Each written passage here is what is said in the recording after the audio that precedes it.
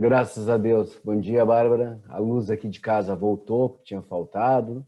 Eu não ia conseguir dar aula para vocês por falta de luz, né? É o que falta, né? Mas pelo menos, né? Voltou. Podemos dar aula normalmente, então.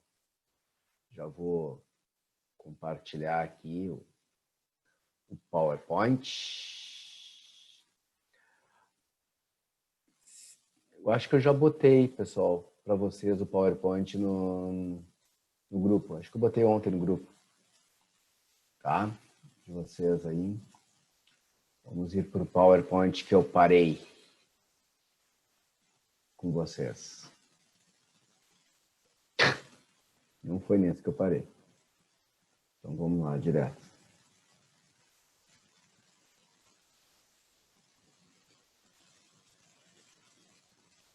Aqui. Se eu não estou enganado, eu expliquei para vocês toda essa parte aqui do complexo de Golgi. Tem que começar a falar do lisossomo para vocês. Estou correto isso, pessoal? Estou nessa. Estou na linha correta. Então vamos lá. Deixa eu botar aqui, ó.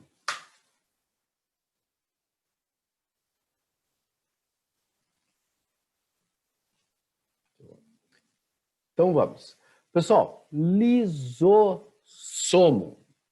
Lise, quebra, destruição. Somo, corpo, corpo, destruição.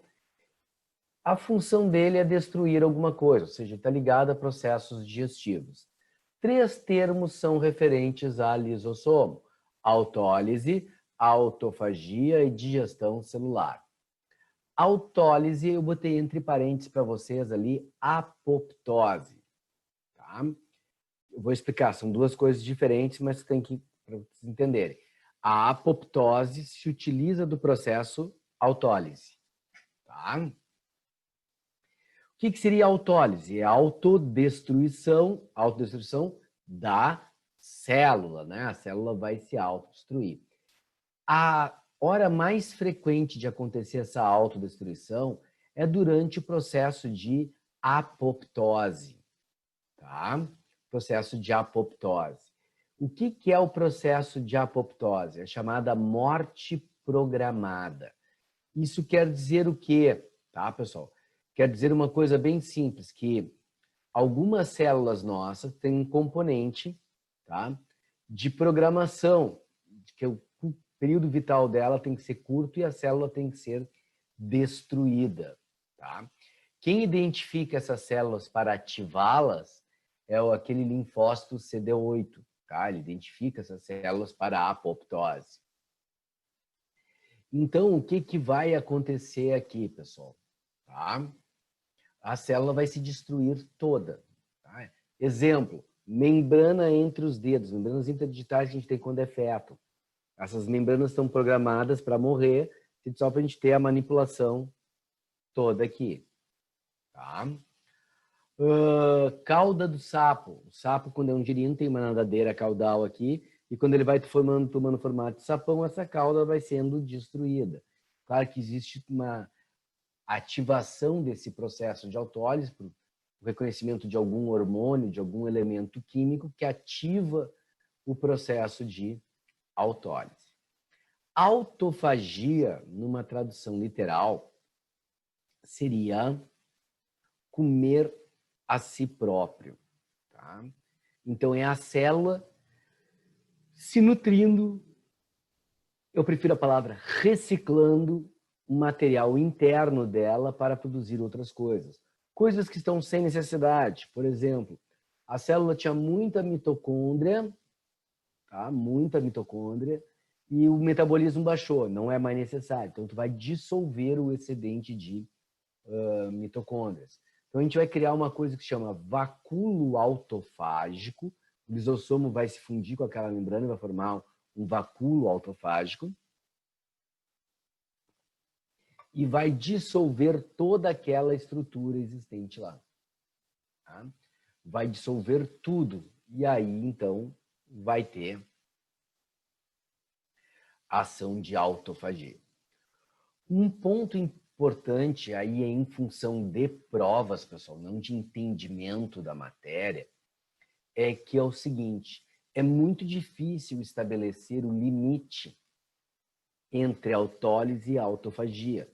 Por exemplo, se a sala que eu encontro aqui, a sala de churrasqueira, ela fosse, como posso dizer para vocês,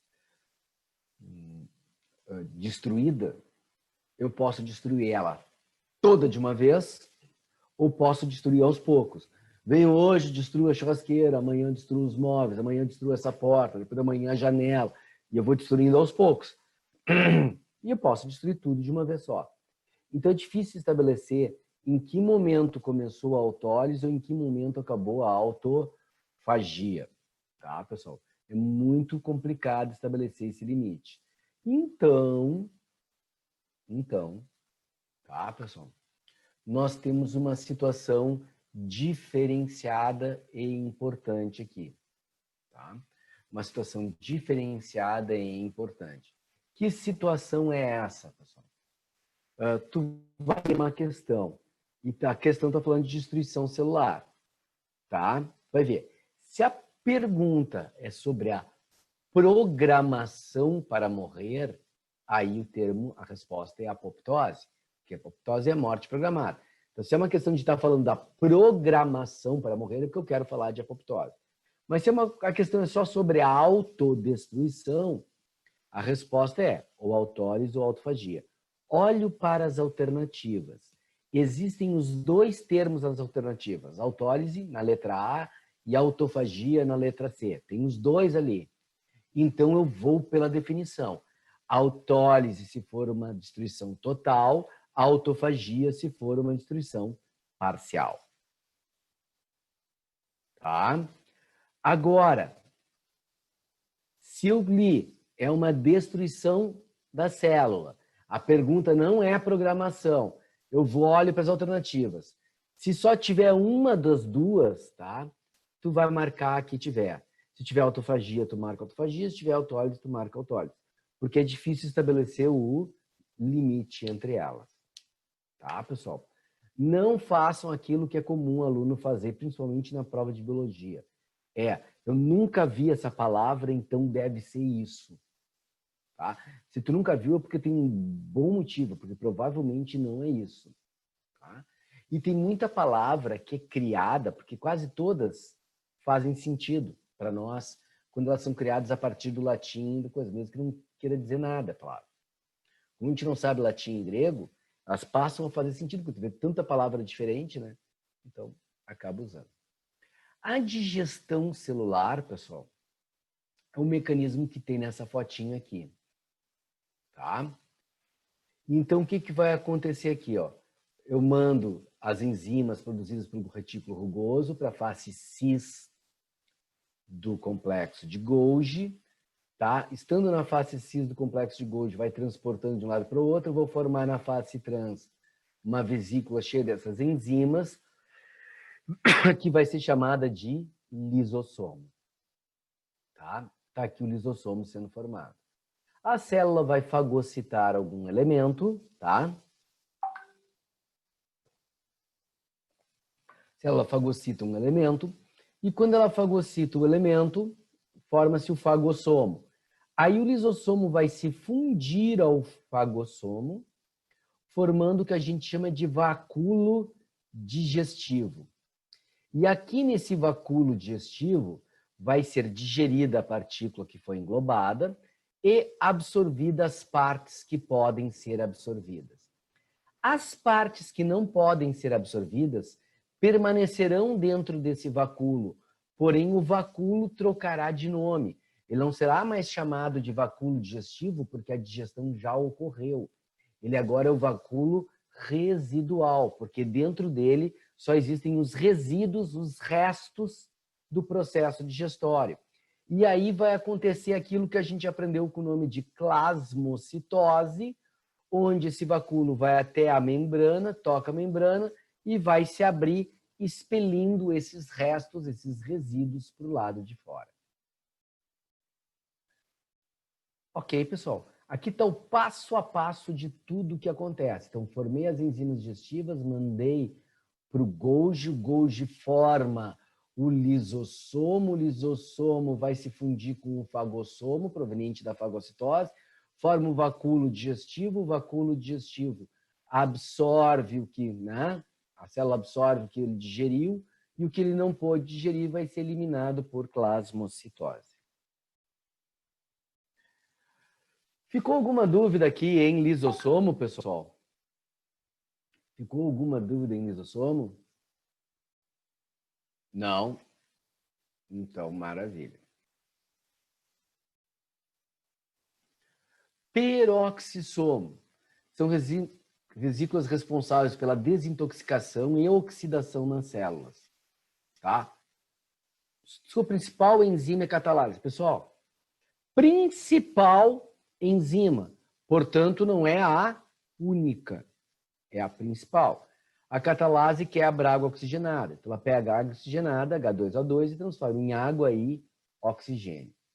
Como a água oxigenada, o seu nome químico é peróxido de hidrogênio, o nome do corpo é o peroxissomo, tá? Para vocês notarem que existe uma lógica, tá? Uma lógica. Como aqui está sendo formado o oxigênio, esse oxigênio pode até ser utilizado por uma mitocôndria, ele pode? Pode sim, pode sim. Mas ele também pode servir para oxidar alguma coisa, por isso que tem a ver com a oxidação. Se é oxidar uma toxina, aquela toxina deixa de existir e está desintoxicando o nosso corpo. Mas se é a oxidação de uma estrutura celular, como por exemplo o nosso cromossomo, vai dar o processo de envelhecimento. Então esse peroxissomo ele tem a ver com o nosso processo de envelhecimento. Também. Tranquilo? Aqueles que são mais conservados é porque conseguiram uma menor oxidação. Tanto é que todo alimento para prevenir velhice, né, ele é chamado de antioxidante. Os cremes, os alimentos todos, né, cremes, vai usar, vitaminas, anti-velhice é antioxidante, tá?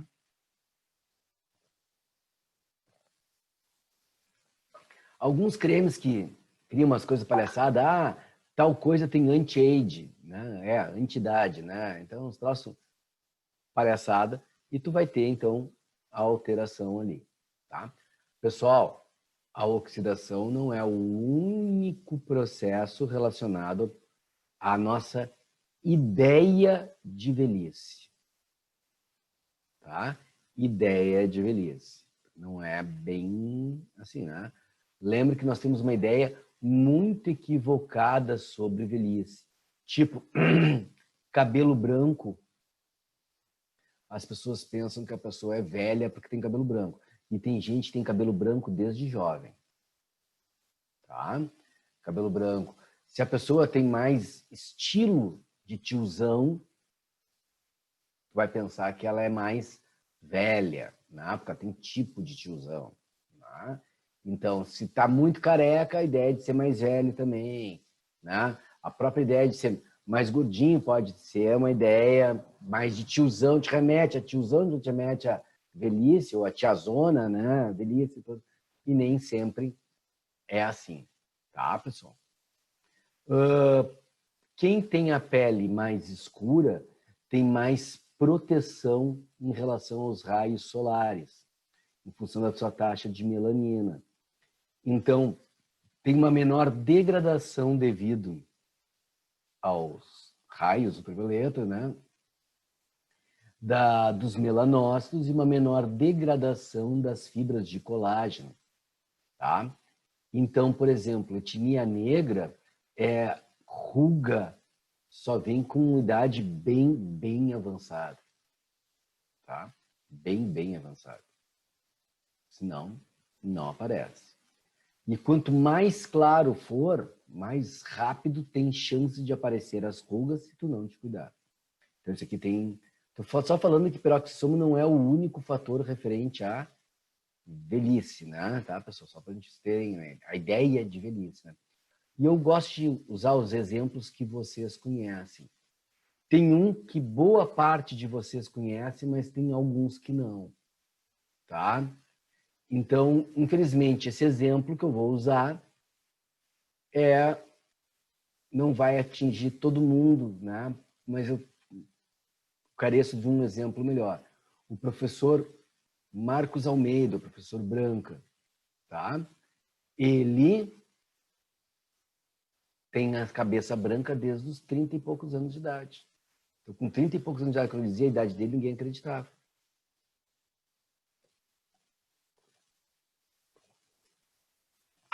Os alunos achavam que ele era velho, tá? Já o Paulo Silva, por exemplo, tem uma idade mais avançada, tá? E não tem uma ruga naquela cara, né? Por quê? Tá protegido, né? Tá? A pele mais escura tá protegido, então, né? Ele pode aparentar mais moço. Ele só não aparenta mais moço porque ele tá sempre dizendo a idade dele, né? E ali, então, mas ele, né, aparenta menos idade do que tem. Tá? O Giovanni, por causa do estilo dele, que aí pega todo o Paulo Silva e Giovanni, pega todo mundo pensa que ele é bem mais jovem do que ele realmente era. Então, algumas situações assim, certo? Centríolo, pessoal, ou centro celular. Ele é constituído de 9 grupos de 3 microtúbulos, tá? Os microtúbulos são feitos de uma proteína do microtúbulo, né? De tubulina, microtúbulo, tubulina, proteína tubulina, e eles são unidos por essa estrutura que está aqui, representada por azul, uma substância chamada adeneína, tá? A adeneína que vai. Então, acho que aqui fica bem fácil de imaginar como é que é um centríolo. Ó, são 3 tubinhos, a adeneína liga a outros 3 tubinhos, que liga a adeneína a outros 3 tubinhos, e tu vai fazer 9 grupos de 3 microtúbulos. 1, 2, 3, 4, 5, 6, 7, 8, 9. Certinho. Tá? Eles normalmente estão aos pares, e esses pares, pessoal, aqui a representação não ficou tão correta, absolutamente correta, mas foi a melhor representação que eu consegui para visualização do centríolo, eu achei, esse desenho aqui, tá? Na verdade, a tendência é eles ficarem perpendiculares um ao outro, tá? Pode ser no meio, pode ser aqui, né? Ali, eles ficam perpendiculares, tá? Bom, primeira coisa, que é uma coisa que eu não botei no slide aqui, tá? Mas que a gente tem que saber. O centríolo está presente nas células eucarióticas, nas células de animais, protozoários e vegetais inferiores, ou seja, vai pegar as algas ali, tá? Os vegetais superiores não têm centríolo.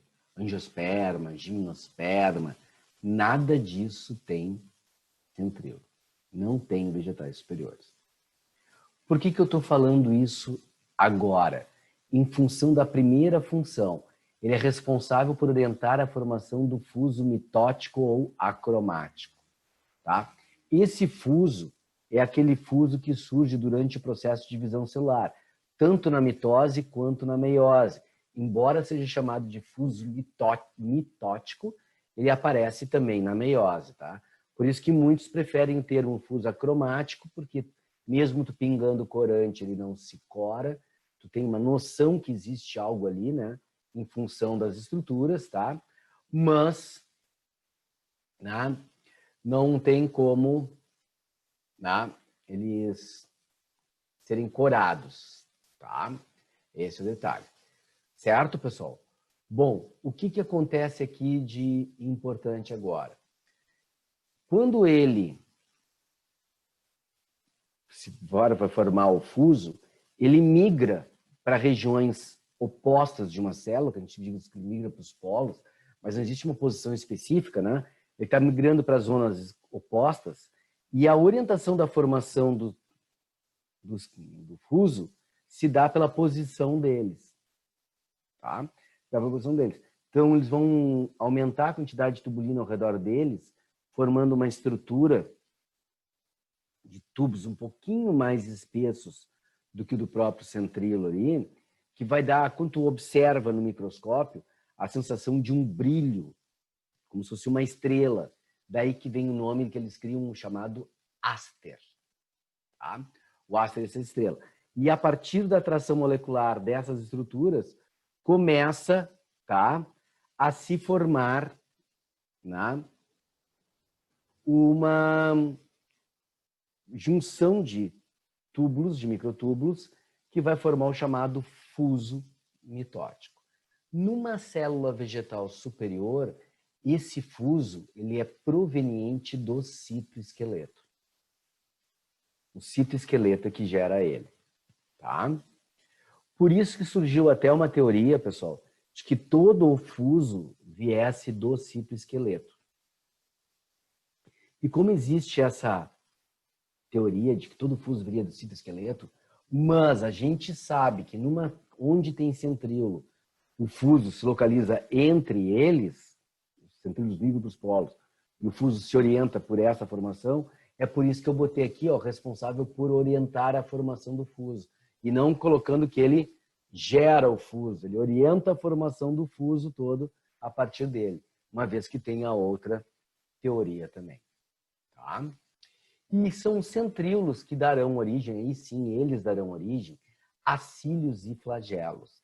Cílios e flagelos, em termos de constituição, eles são iguais. A constituição é igual.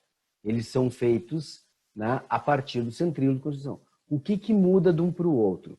O tamanho, mudando o tamanho entre eles, muda a capacidade de propulsão e a quantidade que vai existir. Mas em termos de composição, estruturalmente, eles são basicamente iguais, com alteração óbvia do tamanho. Tá? Então, este centríolo, quando for dar origem a um cílio ou um flagelo, ele vai alterar sua composição de 9 grupos de 3, de 9 vezes 3, para 9 vezes 2, mais 2. Aí tu vai dizer, por que não, então, 10 vezes 2? É porque se forma assim, ó, 9 grupos de 2 assim e 2 centrais. Por isso que é 9 vezes 2 mais 2, que é 9 grupos de 2 periféricos e 2 centrais que vão formar a estrutura basicamente. A gente diz que os centríolos dão origem ao chamado corpo basal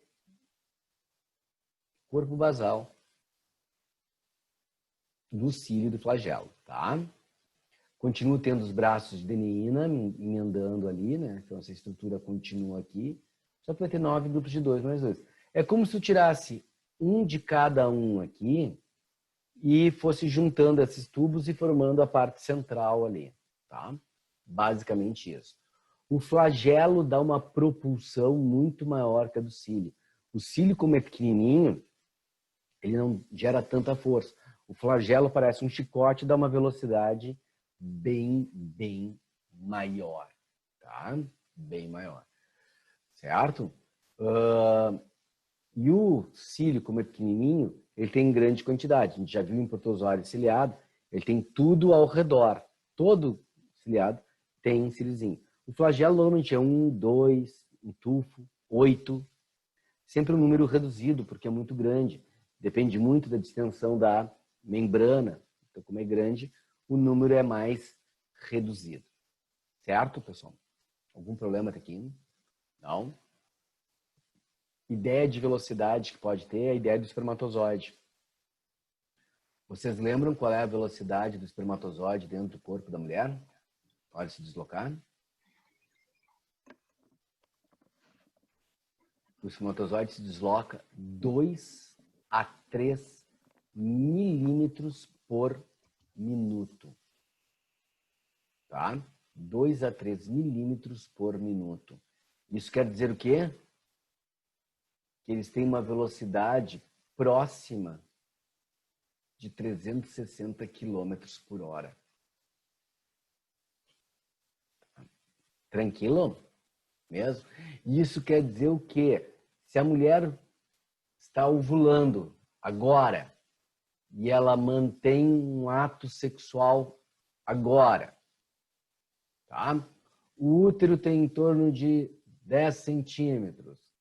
A tuba uterina em torno de 22 centímetros. 22 não, desculpa, 12 centímetros.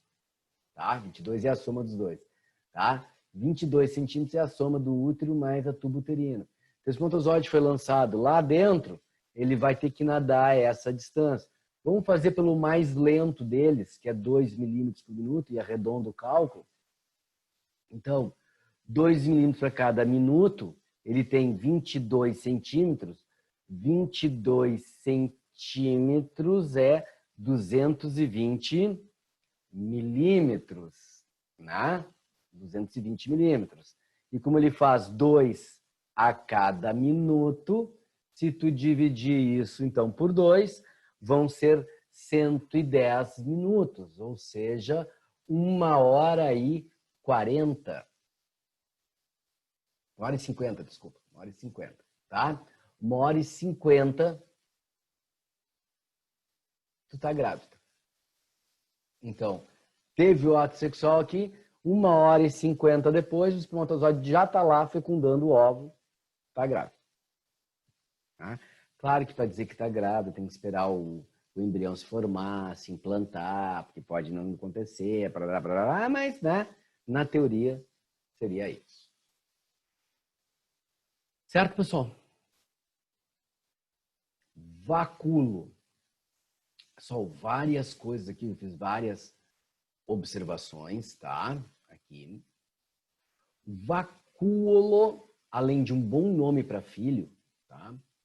O vacúolo, quando se cai em prova, é o vacúolo da célula vegetal, tá? E o vacúolo da célula vegetal, ele pode ser chamado de vacúolo, pode aparecer ainda com o nome de tonoplasto, tá? Ou ainda com o nome de vacúolo de suco celular, que é a nossa primeira observação no slide ali, ó. Os vacúolos presentes nas células vegetais podem ser chamados de vacúolos de suco celular ou ainda tonoplasto, tá? Tranquilo? Esse vacúolo da célula vegetal, ele vai ser assim, ó. Logo que eles são formados, eles são bem pequenininhos, ou seja, célula vegetal jovem, recém-formada, ela vai ter uma série de vacúolos reduzidos, pequenos. Só que esses vacúolos todos vão se fundir, como está aqui, num vacúolo bem grande, tá? Num vacuolão, tá? E esse vacuolão aqui vai me indicar uma célula adulta, tá? Uma célula adulta grande. E desloca o núcleo para a periferia.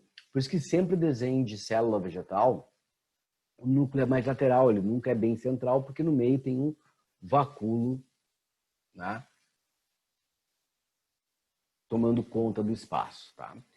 Funções dele. Ele armazena substâncias. Que substâncias? Substâncias de reserva. Ele vai armazenar amido na forma de grão de amido. Ele vai armazenar proteínas na forma de grão de proteína, que a gente chama de grão de aleurona. Se tu vê grão de aleurona, tu já sabe que é um grão de proteína. Além de também um excelente nome para a filha, né? Aleurona. Tá? Armazena lipídios na forma de gotas. Lembra que dentro dos vegetais é sempre insaturado, então é sempre óleos, né? Os lipídios vegetais são óleos e não gorduras, né? Então ele armazena na forma de gotas. Alguns vegetais vão armazenar em suas estruturas, algumas estruturas específicas, bastante desses óleos. Por exemplo, amendoim, nozes, castanhas, né? Eles armazenam muito lipídio nas sementes. Além do amido que tem na semente, tem muito lipídio. Elas são oleaginosas. E por isso que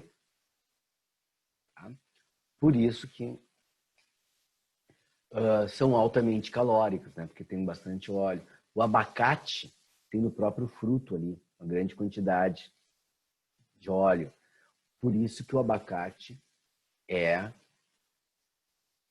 altamente calórico. E já vou fazer um parênteses aqui, mais tarde a gente vai ter que revisar esses assuntos mesmo, né? Então, é assim, as pessoas confundem duas coisas, com ser saudável com ter baixa caloria. Não. Saudável é aquilo que tu tem no alimento que tu precisa utilizar, tá? E que não gere coisas ruins no teu corpo. Então, o que é saudável? Aquilo que tu precisa ter para o teu corpo funcionar e que não gere coisas ruins no teu corpo. Ele não precisa ser de baixa caloria, tá? Tanto é que se alguém já foi no nutricionista, no médico, coisa em função do peso, sabe que eles mandam comer castanha, mas mandam tu comer 4, 3 por dia, né? O que não existe, né? Só existe comer 4, 3 por dia aquelas pessoas que são hiperorganizadas, que têm toque, e que elas separam em porções, compra castanha e já separa em porções de 3 ou 4, pega aquela porção e anda com aquela porçãozinha e não tem mais nada. E é aquilo que ela come. Se não, não vai. Você sabe que castanha é aquele, faz parte daqueles vários alimentos que enquanto está na tua frente, tu vai comendo. Só para quando acabou, né? Tá? Castanha, noz, amendoim, bis. Tem gente que é assim com pipoca. Eu falei que tem gente que é assim com pipoca porque não é que eu não gosto de pipoca, porque não tem como não gostar da pipoca. Mas eu acho bem besta, tá? Pipoca para mim é daqueles alimentos que o cheiro é infinitamente melhor que o sabor. O cheiro é muito melhor que o sabor, tá? Tranquilo, pessoal? E alcaloides. Alcaloides, oide você sabe que é semelhante a álcalos, vem de alcalino, básico. Então são substâncias com caráter básico que foram ou são, né, utilizados como medicamentos. Posso dar um exemplo de um alcaloide básico, que é a nicotina. Tá? Nicotina é um alcaloide que tem na folha do fumo. Tá? Aí você vai perguntar, foi usado como medicamento? Sim, foi usado como medicamento. Tá? Foi usado como medicamento porque ele era cicatrizante, mas de uso tópico, né? Não fumando, né? Não fumando. Tá? Então, tu tem uma série de alcaloides aí, os opioides, né? Saem daí, a morfina, né? Que é usado como anestésico. Tem uma série de alcaloides importantes aí. Certo, pessoal? Algum problema até aqui? Tá. Vou encarar o silêncio como um não, né? Então, aí. E a regulação osmótica, tá? A regulação osmótica é a concentração do vacúolo vai determinar se a célula vai perder ou ganhar água, tá? Vai perder ou ganhar água, tá? Tranquilinho? Aí vem a pergunta, e nas células animais não tem vacúolos? Os vacúolos são ou momentâneos ou no nome do vacúolo vem a função. Vacúolo digestivo, que é momentâneo e tem a função, vacúolo digestivo. Vacúolo residual, vacúolo pulsátil, que é o mesmo que o vacúolo contrátil. Acho que a gente só vê em protozoários esses, tá? Só em protozoários, que é para fazer o controle da quantidade, né, de líquido dentro da célula, os protozoários de água doce não estourarem. Então, sempre que for de célula animal, ele vai ter dois nomes. Vacúolo pulsátil, vacúolo contrátil, vacúolo, né, residual, vacúolo digestivo. Se for só vacúolo, célula vegetal.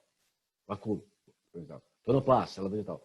Vacúolo de suco celular. Aí, também célula vegetal. Tá? Se é animal, dois nomes. Sempre. Certo, pessoal? Tranquilinho? Vamos ao nosso próximo slide, então. E aí eu vou começar a falar de mitocôndria. Tá? E falando de mitocôndria, já vou falar de respiração celular também. Tá? Vamos fazer. Mitocôndria é o nome de uma organela. Condrioma é o conjunto de organelas do indivíduo ou da célula, tanto faz. Condrioma é o coletivo de mitocôndria. Aliás, o final oma se refere a coletivo. Tá? Proteoma é o conjunto de proteínas. Lipoma é um conjunto de gorduras. Genoma é o conjunto dos genes. Oma é o conjunto. Tá? Sempre. Então, ela é responsável pela respiração celular, portanto, pela respiração celular aeróbia, tá? Ela vai fazer a respiração celular aeróbia, que também pode aparecer para vocês como síntese de ATP, porque durante o processo de respiração celular, nós vamos produzir ATPs, tá? É para isso que é formado. ATP, como tu lembra, é o trifosfato de adenosina. A adenosina é uma base nitrogenada chamada adenina ligada a uma ribose, tá? Então, eu vou ter uma estrutura formando tipo um nucleotídeo, onde eu vou ter 3 fosfatos, trifosfato, ligado a essa adenina, tá? Tudo bem, pessoal? Tranquilo? Ótimo. Adenosina seria um nucleosídeo, tá? Nucleosídeo ligado ao fosfato. Quando liga ao fosfato, então forma um nucleotídeo, né? Ali. Mas como são 3 fosfatos, deixa de ser o nucleotídeo básico, são 3, tá? Bom, o que acontece? A mitocôndria ela tem 2 unidades de membrana, uma dupla unidade de membrana, uma membrana externa e uma membrana interna, tá? Externa e uma interna, tá? Ela tem invaginações na membrana interna aqui, que vão ser chamadas de cristas mitocondriais, tá? O líquido interno aqui, o sopão interno aqui é a matriz mitocondrial. É a matriz mitocondrial. Tá? Tudo bem, pessoal? Tranquilo? Ótimo. E aqui eu vou ter grânulos que vão ter o processo da formação das enzimas, todo o processo. Na mitocôndria existe um DNA próprio. Um DNA próprio. Porque aí entra a teoria do surgimento da mitocôndria. Tá? Que teoricamente a primeira mitocôndria que surgiu na face da Terra era na realidade uma bactéria que entrou na célula, foi englobada pela célula, e por isso a ideia de dupla unidade de membrana foi fagocitada. Só que ao invés de a célula digerir, como ela começou a produzir energia para a célula deixou ela quieta lá porque estava gerando energia. Então, começou a acontecer uma relação ecológica mutualística, que a gente também chama de simbiose, porque é uma relação interna, né? Simbiose. Então, a teoria do surgimento da mitocôndria, a teoria endosimbionte, a simbiose interna toda, né? Que fica dentro da célula gerando a energia. Tranquilo. Em teoria, pessoal, quando um espermatozoide fecunda um óvulo, tá? Quando o espermatozoide fecunda um óvulo, todas as organelas do zigoto são do óvulo, que do espermatozoide entraria ou ficaria sem ser dissolvido apenas o material nuclear do espermatozoide. Então o espermatozoide colocaria só o material nuclear para dentro e todo o restante das organelas seriam as organelas do próprio óvulo. Ou seja, todas as mitocôndrias que existem naquele zigoto são provenientes do óvulo. E como o zigoto vai entrar em mitose, as mitocôndrias também vão se replicando, tá? E quando a mitocôndria tem DNA, ela pode se autorreplicar, o que ajuda na ideia de que ela teria sido uma célula no passado, que as células podem se replicar, né? Ela também poderia se replicar, tá? Então, em teoria, todas as mitocôndrias que existem no teu corpo são provenientes da tua mãe. Então, o DNA mitocondrial que tem na mitocôndria, né? Se tem DNA mitocondrial, tem que ser na mitocôndria lá, né? DNA, é o DNA, mesmo DNA mitocondrial da tua mãe. É igual, tá? Todos os filhos da tua mãe têm o mesmo DNA mitocondrial. E a tua mãe terá o mesmo DNA mitocondrial que da tua vó materna, que tem da bisavó, tá? E assim por diante. Tudo bem até aí, pessoal? Fechou? Maravilha, tá? Então, para que serve esse DNA mitocondrial? Isso já caiu em prova de diversas formas. Forma 1, questão de genética. Se é uma questão de genética ligada ao DNA mitocondrial, se a mãe tem, todos os filhos, independente do sexo, terão. Todas as meninas transmitirão para todos os seus filhos, mas os meninos não transmitirão a característica. Por quê? Porque do espermatozoide só entra o material nuclear. Certo? Tranquilo? Então, isso é um ponto importante. Outra coisa, eu posso usar o DNA mitocondrial para fazer DNA fingerprint, exame de DNA, né? Então tá ali. Por exemplo, numa ação criminal, eu fui lá e matei alguém e eu não quero fornecer o meu DNA porque eu não sou obrigado a dar meu DNA. Aí o que eu posso fazer? Se eu tenho as células ali, eu tenho DNA mitocondrial, eu posso usar o DNA mitocondrial e pego o DNA da minha mãe, por exemplo. Se for igual, a gente sabe que quem cometeu o crime, né, tem o mesmo DNA mitocondrial. Então seriam suspeitos a própria mãe, né, irmãos ou irmãs da mãe e tu e teus irmãos, caso tu tenha. A mãe é filha única, tu é filho único, é uma senhora com 90 anos, não tem condições de fazer nada, então te incriminou, né? Tu és o assassino. Certo? Tranquilo? Então isso é um ponto importante aqui, tá? Ponto importantíssimo. Bom, o que mais, pessoal? Que é importante aqui. Se eu tenho DNA, aqui dentro também tem RNA.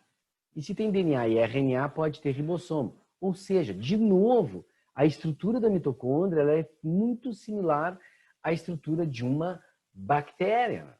Tá? Tem toda a estrutura da bactéria, tem DNA, tem ribossomo. Todas essas estruturas reforçam a ideia, né, de que a mitocôndria no passado foi uma bactéria. A respiração celular em si. Em teoria, pessoal, nós formamos em torno de 38 ATPs. Por que em teoria? Os livros de ensino médio trazem 38 ATPs. Os livros que vocês vão estudar na cadeira de bioquímica, na faculdade, que vocês vão ter que estudar ciclo de Krebs na faculdade de novo, tá? Aí é importante estudar ele de novo, porque aí tu vai estudar de forma mais profunda, não para o vestibular, para entender algumas coisas. A gente sabe que nem sempre tu forma todas as substâncias, nem sempre tem os nutrientes adequados, todos. Então a gente diz que vai de 30 a 40 ATPs. Depende do que tu tá relacionando, tá? Tudo bem, pessoal?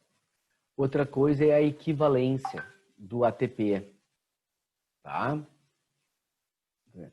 A cada 1 mol de ATPs, dá mais ou menos 7,3 quilocalorias. Lembra o que é um mol, né? 6,02 vezes 10 na frente 3, alguma coisa. Né? Aí, então, no caso, 6,02 vezes 10 na frente 3 moléculas de ATP vai dar 7,3 quilocalorias para nós. Por que a gente forma o ATP? A energia proveniente de uma única molécula de glicose seria tão alta que mataria a célula, como se fosse uma explosão energética dentro da célula. Então, o que acontece? Tu tem que degradar essa molécula para chegar na energia. E tu guardando na forma de ATP, tu fraciona essa energia e tu consegue usar. É como tu guardar as 3 castanhas em vários potinhos, né? Em vez de comer tudo de uma vez só, tu guarda e vai usando aos poucos e sempre te nutrindo.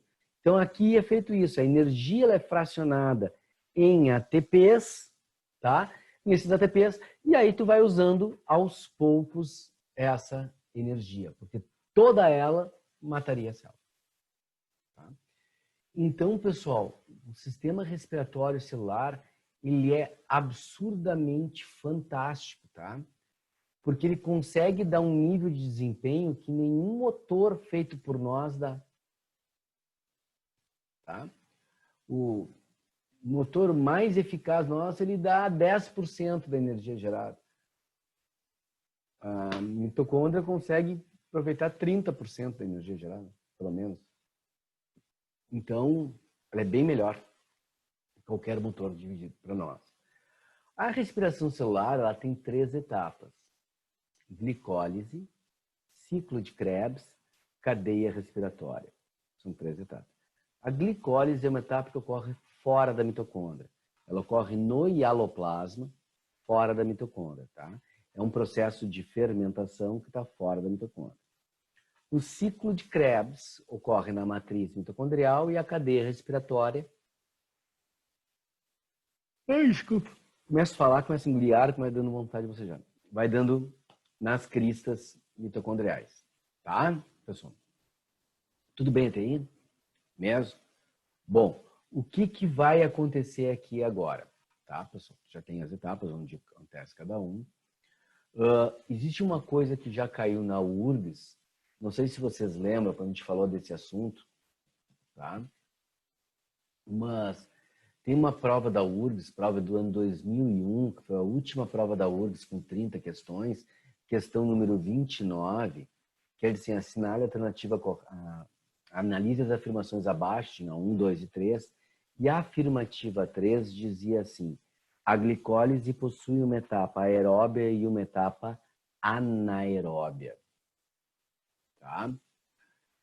Na realidade, essa questão ela é muito mal formada, porque frase solta, ela cabe muitas interpretações, ela não tem um conceito junto dela, ela não tem uma conotação adequada. E o que acontece? Existem livros que trazem a respiração celular toda com o nome de glicólise aeróbia, ou simplesmente glicólise, e existe a glicólise etapa. Então, numa frase solta, não tem como eu saber se a glicólise que está ali é a glicólise processo ou glicólise etapa. Isso eu não sei. Tá? Então, isso se torna muito problemático no processo todo de interpretação da questão. Tá? E eu diria para vocês assim, ó, se eles quiserem fazer uma questão para vocês errarem na prova, é sobre respiração celular. Por quê? Tem muito detalhe e muito livro dizendo uma série de coisas diferentes, tá? Vou pegar uma aguinha só aqui, só um pouquinho, pessoal. Se eu paro de bocejar tomando uma aguinha.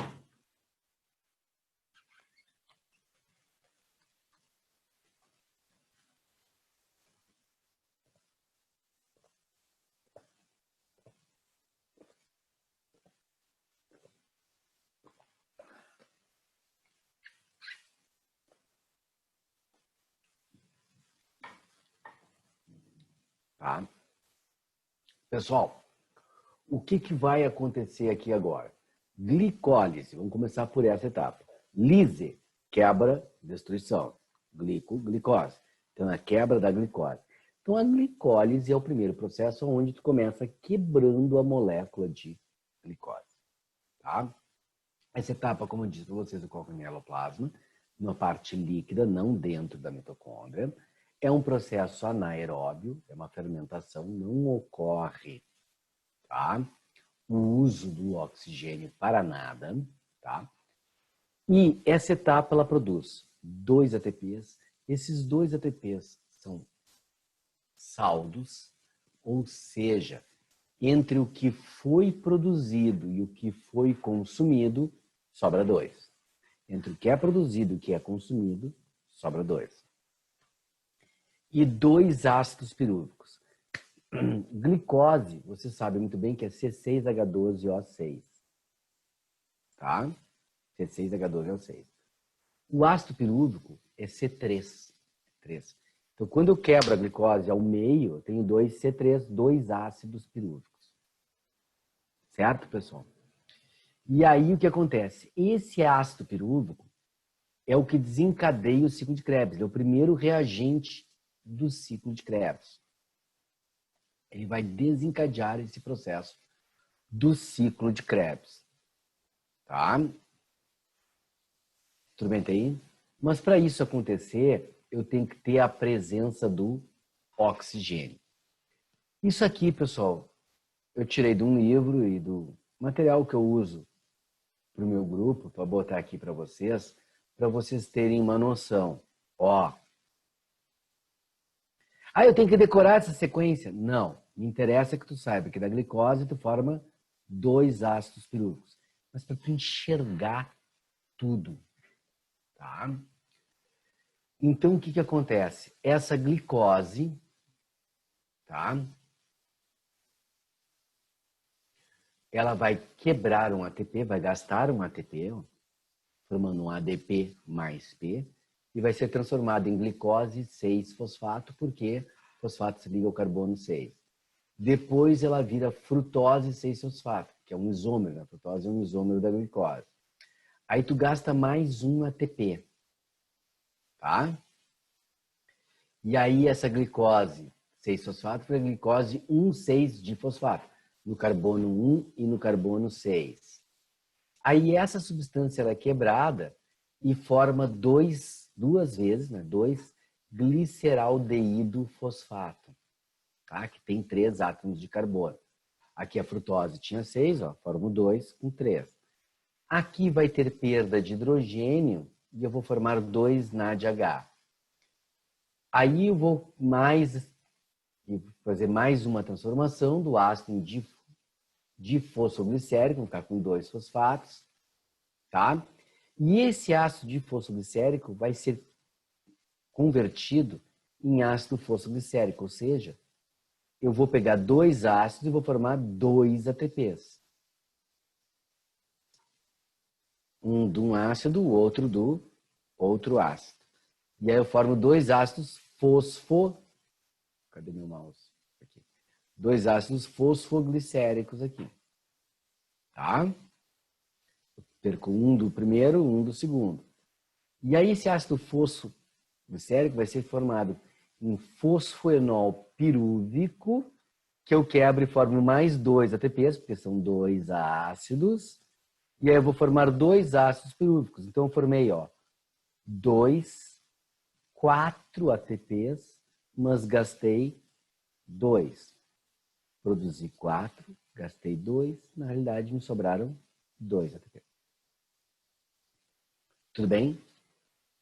É o que eu tenho de sobra, né? O que eu produzi, o que eu consumi. Se não houver oxigênio, o ácido pirúvico não entra na mitocôndria. Tá? Na realidade, ele entra, mas ele para de entrar. Tá? Porque a respiração é algo cíclico. Então, no momento que não tem o oxigênio, acaba não acontecendo essa parte, então bloqueia a entrada aqui. Então, para simplificar, a gente diz, se não tem oxigênio, o ácido pirúvico não entra na mitocôndria. E não entrando na mitocôndria, ele vai continuar o processo de fermentação, tá? E aí ele pode formar o ácido lático nas nossas células, que vai provocar fadiga e cãibra, né? Fadiga muscular e cãibra. Aqui, pessoal, eu fiz 2 rotas do que pode acontecer, tá? A formação do ácido lático, que é o que acontece nas nossas células musculares e nas bactérias, tá? E a formação do álcool, que é o que acontece nos fungos. E aqui tem uma derivação, tá? Uma derivação, que eu já vou explicar tudo agora aqui. Ó, o que que acontece? A glicose é quebrada pela glicose e forma 2 ácidos pirúvicos. Tá? No nosso corpo, o que que vai acontecer? Esse ácido pirúvico vai fazer o quê? Ele vai reabsorver, tá, os hidrogênios que estão no ácido pirúvico, vai ser no NAD, tá? Esses 2 hidrogênios que foram parar no NAD vão ser reabsorvidos pelo ácido pirúvico e ele vai formar o ácido lático, tá? O ácido lático, que tem 3 átomos de carbono, por isso que na fermentação lática não forma gás carbônico, porque tu reabsorve os hidrogênios, então ele é o próprio aceptor, o ácido pirúvico vai ser o próprio aceptor dos elétrons do NAD. Então lá naquele processo, o elétron, NAD é um aceptor de elétrons, pega os hidrogênios. E aí o próprio ácido pirúvico funciona como aceptor de elétrons do NAD. E aí ele pega os hidrogênios elétrons do NAD e os hidrogênios, por consequência, formando o NAD ativo de novo para reiniciar o processo. A ideia é de ser cíclico, né? Vai reiniciar o processo, tá? E aí forma o ácido lático. O que que acontece? Como a glicólise produz só 2 ATPs e a respiração total seria, em teoria, 38 ATPs, tenho que fazer 20 vezes a glicólise para ter o mesmo nível energético de uma única respiração aeróbia completa. Então, eu vou produzir ácido lático, ácido lático, ácido lático, ácido lático. Eu estou produzindo 2 ácidos láticos por cada fermentação, né? Tá? Então, eu vou produzir uma grande quantidade de ácido lático, isso vai começar a dar a fadiga muscular e a cãibra. E nessa fadiga muscular, nessa cãibra, faz com que tu não consiga liberar os íons de cálcio para distender a musculatura fica contraída o tempo todo e isso começa a gerar a dor, tá? O que que vai acontecer? Se for uma fermentação nos fungos, tá? Esse ácido pirúvico vai liberar o CO2 e ele vai formar um acetaldeído, tem só 2 átomos de carbono, tá? Porque perdeu o CO2 aqui. Tá? Esse acetaldeído é que vai ser o aceptor dos elétrons do NAD. Na fermentação lática, o ácido pirúvico é o próprio aceptor. Aqui é o acetaldeído. Então, ele tira os elétrons do NAD, H2 aqui, formando o NAD, os hidrogênios vêm para cá, e ele forma o álcool chamado de etanol. Tá? Forma o álcool chamado de etanol. 2 etanóis aqui.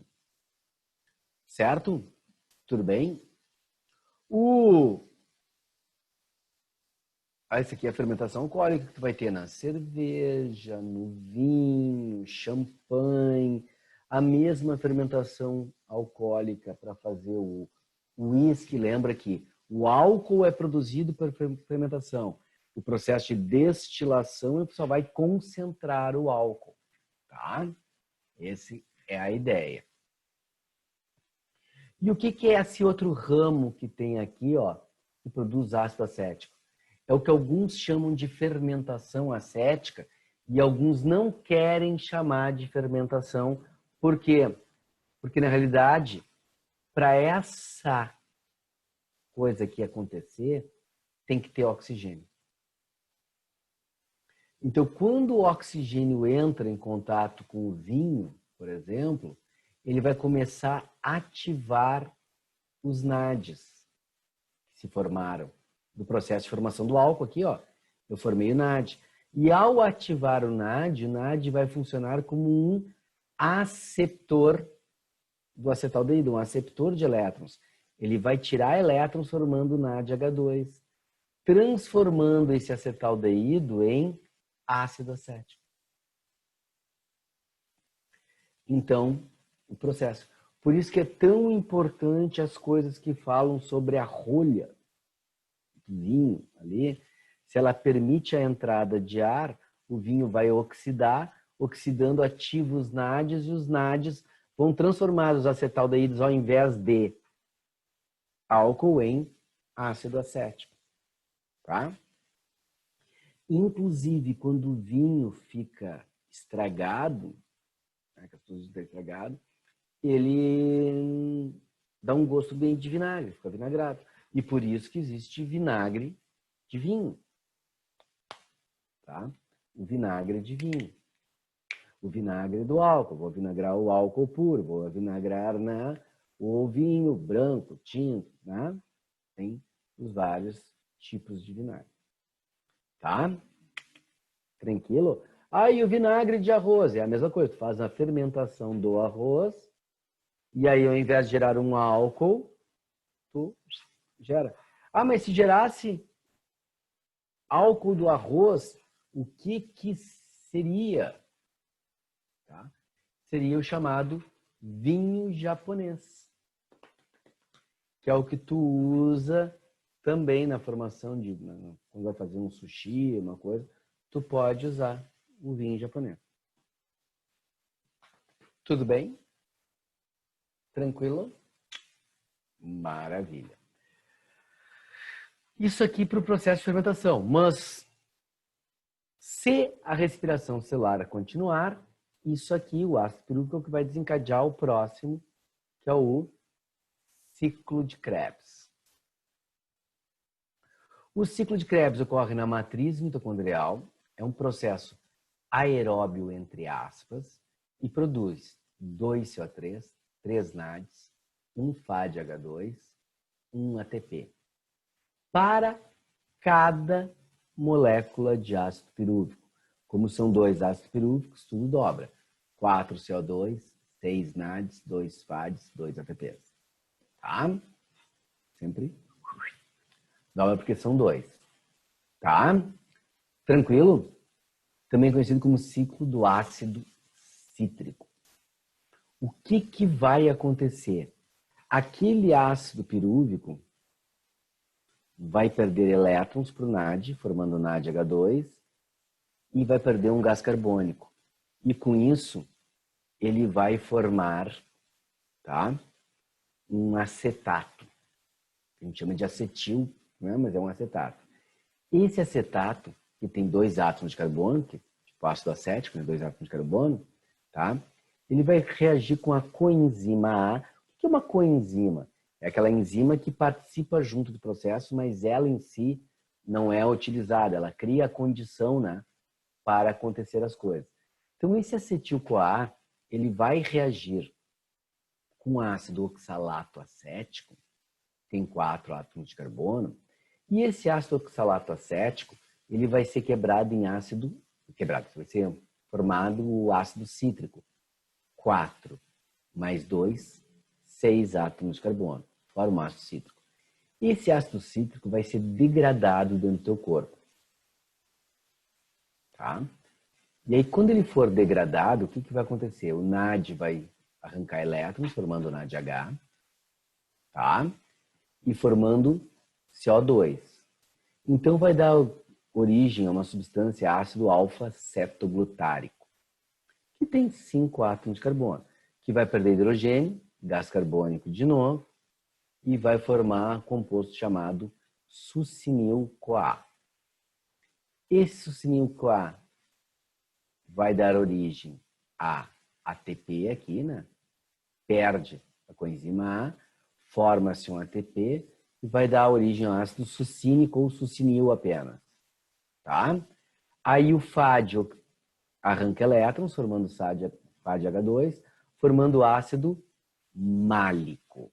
Esse málico vai perder elétrons para o NAD, voltando a ser ácido oxalato acético. Por isso que o nome é ciclo, porque começa com oxalato acético e termina com oxalato acético. Tá? Como o oxalato acético dá origem ao ácido cítrico, isso aqui também é chamado de ciclo do ácido cítrico. Tá? Então, esse é o ácido, esse aqui é o ciclo de Krebs. Tudo bem, pessoal? Gordura, para gerar energia para nós, ela tem que ser quebrada até formar um composto com 2. E como os ácidos graxos, os nossos triglicerídeos, eles são de cadeia longa, até eu conseguir quebrar aquela gordura em compostos com 2 átomos de carbono, para ser usado aqui no ciclo de Krebs e gerar energia, demanda um tempo metabólico muito maior. E por isso que a gente diz que a gente quebra primeiro o açúcar para depois usar a gordura. Por quê? Porque a glicose é C6, quebrei ao meio C3. Tirei um carbono de cada um, já tenho 2, já tenho um acetato que pode ser usado aqui. A gordura não, é uma cadeia longa que eu tenho que ir quebrando, quebrando, quebrando, quebrando, até chegar lá. E por isso que a gente diz que tem que fazer mais de meia hora de exercício para conseguir queimar gordura, tá? Esse é o detalhe importante aqui no processo todo, tá? Sor, preciso saber tudo isso aqui, o ácido cítrico, alfa-cetoglutárico, succinil-CoA, sucínico, málico. Não. E quando eu digo não, pessoal, eu estou te dizendo não porque nunca caiu até hoje, tá? Nunca caiu até hoje. Ah, mas os poros do grão de pólen, do pólen também nunca tinha caído e caiu. Bom, pessoal, então o que aconteceu? Quase todo mundo errou aquela questão. E quando isso acontece, é que é uma questão para todo mundo errar e não dizer que ninguém gabaritou a prova. Tá? Então, chute na lua. O normal é não fazer essa pergunta sobre essa sequência, tá? Mas na cadeira de bioquímica na faculdade de medicina, tu vai ter que saber. Tá? Tu vai ter que saber. Tá? Então, é um ponto muito importante. Tá? O que eu diria que tu tem que saber e que tu não pode esquecer? Que ocorre na matriz, que produz CO2, NADH, FAD, ATP, produz uma quantidade pequena de ATP, tá? Isso tem que saber. E vou fazer a pergunta agora, aquela que vocês não fizeram para mim. Por que aeróbio, entre aspas? Vocês viram o oxigênio sendo usado aqui em algum momento? Não, né? O oxigênio não é usado aqui. Ele é um processo anaeróbio. Só que o que acontece? A próxima etapa é a que permite que essa etapa aconteça. E a próxima etapa depende do oxigênio, que é o ciclo de Krebs que tu vai usar o oxigênio aqui. Tá? E se não tiver oxigênio, tu não vai dar sequência a esse processo. E aí vai trancar e o ciclo de Krebs não vai acontecer. Não acontecendo o ciclo de Krebs, vai parar a coisa na glicólise. Aí tu vai fermentar e formar o ácido lático. Então, na realidade, eu vou precisar desse oxigênio aqui para que isso aqui não tranque. Então, as coisas... Não é uma coisa assim de uma sequência. Aconteceu isso, agora vai acontecer isso, vai acontecer aquilo. Não. Tudo está acontecendo junto. É como se fosse uma estrutura cíclica e tudo acontecesse ao mesmo tempo. Tá? Então, é um ponto importante para ter a coisa. Porque tu não tem uma produção aleatória das coisas dentro da tua célula, assim, e vai ser usado. Tu tem um limite para a célula. Então, esse limite, tu tem que conseguir reaproveitar. Então, por isso que tudo na célula é tudo meio cíclico. Tá? E o que acontece aqui na célula? Os NADH2, os FADH2, todos que foram produzidos no outro vão ser usados. Então, na realidade, o que acontece? O FAD arranca elétrons do NAD. E isso faz com que ele libere os elétrons e os hidrogênios dele aqui vão ser liberados. Tá? O FAD que está aqui, quando arrancar aqui, vai pegar os hidrogênios aqui, tudo na boa. Tá? O que vai acontecer? Esse FAD, quando ele está em H2, ele vai ter um potencial de redução menor, porque ele já ganhou os elétrons, já ganhou hidrogênio. Então, o citocromo dele, o citocromo B, vai arrancar os elétrons daqui, fazendo com que ele perca os hidrogênios, tá? E isso vai ser utilizado, os hidrogênios, para formar água. Só que o citocromo B, quando pega os elétrons, o potencial de redução dele diminui. E ele vai perder os elétrons para o citocromo C. Tá? O citocromo C. Esse citocromo C, quando o elétron sair, vai emitir energia de novo aqui, ó. Tá? Por que emite energia? Porque aqui está indo para um orbital mais interno. Então tem que emitir energia para entrar. Esse aqui eu pego o elétron mais externo e mando para um orbital mais interno, emite energia. Aqui são orbitais de praticamente mesmo nível, então não emite energia. Do citocromo C para o A. Do A vai para o A3, para o mais interno, emite energia. Tá? E o citocromo A3 vai perder para o oxigênio. Só que, na real, isso acontece de trás para frente. Tá? Então, o que vai acontecer? Ó, quando entra o oxigênio arranca elétrons daqui. Então, ele aumenta o potencial de redução dele aqui. E esse citocromo A3 arranca elétrons do A. O A arranca do C. O C arranca do B. O B arranca do FAD, que perde o hidrogênio. FADH2, né? Perde o FADH2 foi formado lá. Agora, esse FADH2 virou FAD. Ele arranca do NADH2, que foi formado no ciclo de Krebs. Tá? Ali. Arranca de lá. Liberando o NAD. Quando libera o NAD vai ser usado aqui, ó, para formar o ciclo de Krebs. Então, se eu não tenho aquele NAD livre, que eu não liberei aquele NAD lá, eu tenho só NADH, não tem como usar o NAD aqui. Então, está faltando NAD, esse ciclo tranca e tranca tudo. Por isso que aqui eu preciso do oxigênio, na realidade, nessa etapa, para liberar os NADs e continuar essa etapa acontecendo. Então, elas estão interligadas. E aí, o que acontece, pessoal? Vocês lembram da Boate Kiss? Tá? Na Boate Kiss, o que acontece aqui? Ó? O cianeto formado pela queima do amianto, cianeto, cianureto, cianeto de potássio, tá? Ele reage com o citocromo A3. E quando ele reage com o citocromo A3, o oxigênio não consegue tirar elétrons do citocromo A3. Tá? Ele não conseguindo tirar o elétron do citocromo A3, o A3 não tira do A, porque já reagiu com o cianeto. O A não tira do C, o C não tira do B, o B não tira do FAD, o FAD não tira do NAD.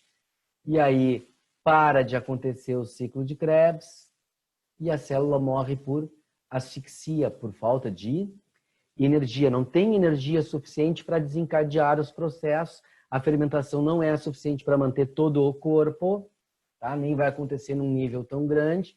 E aí tu morre por asfixia. Tudo desencadeado por esse processo. Tudo bem, pessoal? Tranquilo?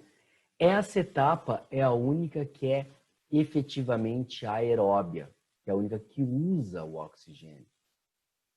Eu botei que a etapa anterior era anaeróbia, porque, na realidade, botei que é um aeróbio entre aspas, né? É um anaeróbio, mas que eu dependo do oxigênio dessa etapa. Então, eu preciso do oxigênio. Se ele não está presente, vai trancar. O oxigênio é considerado como um aceptor final de elétrons, porque o elétron, teoricamente, para aqui. E aí, os hidrogênios que são liberados dessa reação vão ser utilizados para formar água, que a gente vai chamar de água metabólica. Porque o oxigênio ganha elétron, tirou o hidrogênio daqui e forma molécula de água, é água metabólica. Tá? E ele funciona como um fluxo de elétrons que vai gradativamente liberando energia. Tá? A gente diz que cada NAD formado aqui equivale a 3 ATPs. E cada FAD formado equivale a 2 ATPs. Por quê? Por causa do ciclo de Krebs. Ó, se eu pegar a reação a partir do NAD, são produzidos 1, 2, 3 ATPs. A reação a partir do FAD é produzido 2. Então, a gente diz que cada NAD produz uma energia equivalente a 3 ATPs e cada FAD 2 ATPs. Então, se eu formar menos NADs do que deveria, eu vou ter menos ATPs do que eu deveria. Se eu formar menos FAD do que deveria, menos ATP. Por isso que os livros de bioquímica colocam de 30 a 40, porque nem sempre no corpo tu tem o material suficiente para formar tudo o que tu precisa. Então, acaba gerando. E nos livros de ensino médio, a gente diz que dá 38 ATPs, fazendo o balanço energético, né? Que seriam 2 da fermentação, tá? Aqui seriam 6 NADs, né? Porque é 2 glicoses, né? Então, 6 vezes 3, 18. Aqui seriam 2. 2 vezes 2, 4. Então, tem 22 aqui. Mais o ATP gerado aqui, 2 ATPs, tá? Ali. Então, já são 24 aqui, mais os ATPs gerados no ciclo de Krebs, que vão ser gerados aqui. Tá? Então, os NADs estão livres, os FADs estão livres, vão poder se juntar e gerar dentro desse ciclo que estão aqui. Então, é glicólise 2, ciclo de Krebs mais cadeia respiratória, 36 formados. Tudo bem? Tranquilo? Essa é a ideia, tá? Da respiração celular. Então, o que nós temos que saber? Primeiro, vamos lá, tá? Que essa etapa ocorre no hialoplasma, a glicólise é a primeira etapa, ocorre no hialoplasma para quebrar. Produz 2 ácidos pirúvicos e ATP. Isso tu não pode esquecer. Que a glicólise é degradada, formando 2 ácidos pirúvicos. Se não tiver oxigênio, ou forma álcool, ou forma ácido lático no nosso corpo, nos nossos músculos, que darão a cãibra. Então tem muita questão ligada a isso, a bactéria. A fungos formam etanol. A fermentação acética dificilmente aparece em prova, até porque existe discussão desse papo de ser, não ser fermentação, o que é, tá? Então, pessoal, o que acontece aqui? Tá? O que acontece aqui? Se tu quiser esquecer essa aqui, ok. O ideal é poder saber tudo, mas a gente sabe que saber tudo é impossível. Isso aqui já é uma coisa mais complicada. Então, se tu tem dificuldade, não estuda tanto essa aqui, né? Estuda aqui o etanol e o ácido lático. Ciclo de Krebs. O que eu quero que tu saiba? Tu tem um acetil, um acetato, reage com ácido cítrico, que volta a ser oxalato acético. Reage com ácido oxalato acético, formando ácido cítrico, e volta a ser oxalato acético. Então, eu tenho que saber, acetato reage com oxalato acético, forma cítrico, que se decompõe e volta a ser oxalato acético, para dar ideia de ciclo. Isso é o que tem que saber e que produz 2 CO2, 3 NADs, 1 FAD e 1 ATP por molécula de ácido pirúvico, tá? Por molécula de ácido pirúvico. Como são 2, todas as quantidades dobram. Tá? E a cadeia respiratória? É nas cristas, é aeróbia, a única é efetivamente aeróbia, decorre num fluxo elétrico que gradativamente vai liberando energia. O oxigênio é o aceptor final de elétrons.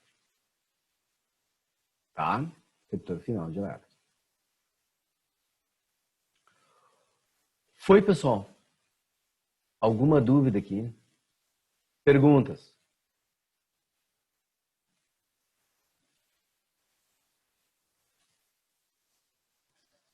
Nenhuma pergunta? Entenderam tudo? A respiração celular?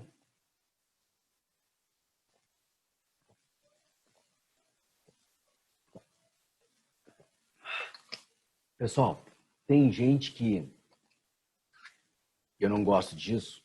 Aliás, eu já cansei de fazer isso pelo tempo que eu trabalho, né? De tentar adivinhar e acertar que questão vai cair ou deixar de cair. Né? Ninguém até hoje adivinhou do grão de pólen. Já caiu os buraquinhos do grão de pólen. Ninguém viu. tá? Então, eu não tenho essa paranoia de ficar tentando acertar, tá? Não tenho essa paranoia. Mas o que a gente tem que saber é o seguinte, tá? É comum eles fazerem uma alternância entre fotossíntese, respiração, mas não quer dizer que tenha que acontecer, tá? Então, tanto fotossíntese quanto respiração, no próximo vestibular tem grande chance de aparecer em prova, tá? Uma vez que não apareceu no último, tá? Qualquer um dos dois tem boa chance. Não tem nada assim com... qual é o que tem mais chance? O que a URGS quer. Qual é o que a URGS quer? Não sei. Tá? Eu gosto de ser bem honesto para não ficar no processo de tentar adivinhar, mas tu disse que tal coisa. Não. Tá? Não sei. E esse do grão de pólen, para mim, foi traumático, porque é um troço que ninguém fala em aula. Tá? Ninguém fala em aula. Foi? Vamos para o próximo, então. O próximo é o cloroplasto. Cloroplasto é organela presente nos vegetais e em alguns protistas, responsável pela fotossíntese. Quem são os protistas? Algas têm cloroplasto, tá? Então, eu botei nos vegetais, ali, todos que têm célula do tipo vegetal, tem ali, tá? Tranquilo? Bom, o que acontece? Esse cloroplasto ele faz parte de um grupo de organelas mais conhecido, chamado de plastos. Os plastos são subdivididos em dois.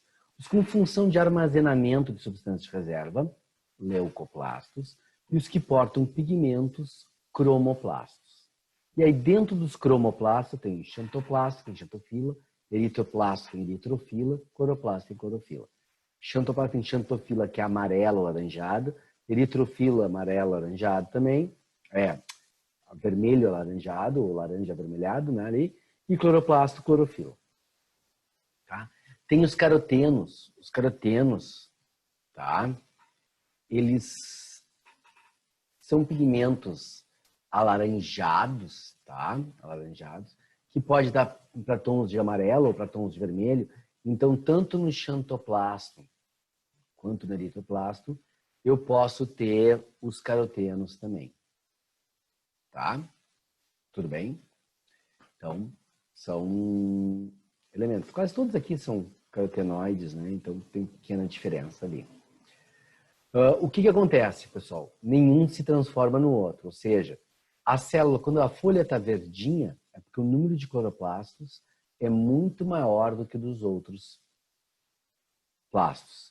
Quando a folha começa a ficar amarela, é porque naquelas células que estão ficando amarelas, aí naquela região, os cloroplastos foram destruídos e começou a ter predomínio do xantoplasto e da xantofila. É sempre a cor que está predominante naquele local. Tá? Os plastos com função de reserva, os leucoplastos, pessoal, existe uma coisa importante aqui para tu saber, que é o seguinte, que é uma diferença em relação ao vacúolo. O vacúolo pode armazenar toda a substância no tempo. Ele pode ter o grão de amido, a aleurona, o lipídio, o alcaloide, tudo num vacúolo só. Aqui não. O leucoplasto que armazenar amido, por exemplo, ele vai armazenar somente amido. O leucoplasto que armazenar proteína, ele vai armazenar apenas proteína. O que armazena lipídio, somente lipídio. O leucoplasto ele armazena uma das substâncias de reserva.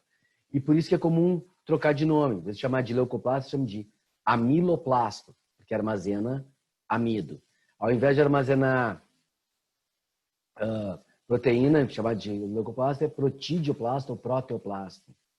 Lipoplasto ou lipidoplasto. Tá? É essa a ideia. O que tem de estrutura no cloroplasto? Primeiro, ele tem dupla unidade de membrana, como a mitocôndria. Assim como a mitocôndria, ele tem DNA próprio. Então, assim como a mitocôndria, ele faz parte da teoria endosimbionte. Tá?